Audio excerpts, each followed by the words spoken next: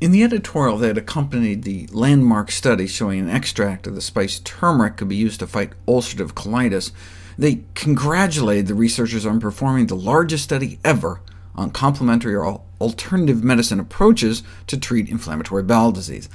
But that's not saying much. Two of the only other high-quality trials tried aloe vera gel and wheatgrass juice. No significant improvements in clinical remission rates or endoscopy findings on aloe vera, but the wheatgrass findings were impressive.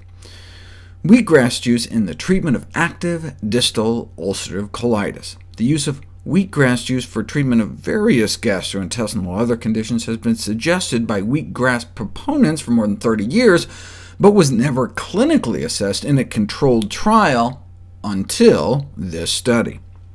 The use of wheatgrass juice in the treatment of ulcerative colitis was brought to their attention by several patients who attributed improvement to the regular use of this stuff. So in a pilot study, they gave 100 cc's a day, which is between like a third and a half of a cup, of wheatgrass juice for 2 weeks to 10 patients. 8 patients described clinical improvement. 1 had no change, 1 got worse.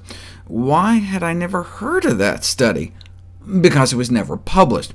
They thought they were really onto something, so they wanted to do it right. So this randomized, double-blind, placebo-controlled trial was designed to examine the effects of wheatgrass juice in patients with active lower colon ulcerative colitis. They found that treatment with wheatgrass juice was associated with reductions in the overall disease activity and the severity of rectal bleeding. 90% of the wheatgrass patients improved, and none got worse.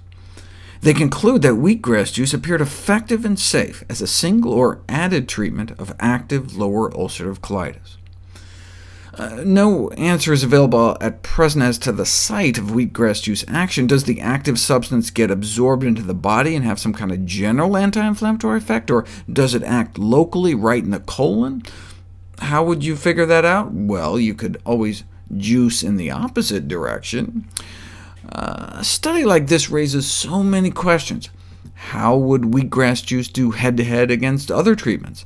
Does it have any role in preventing attacks, or only when you already have one? Should we be giving it to people with Crohn's disease too? What's the best dose?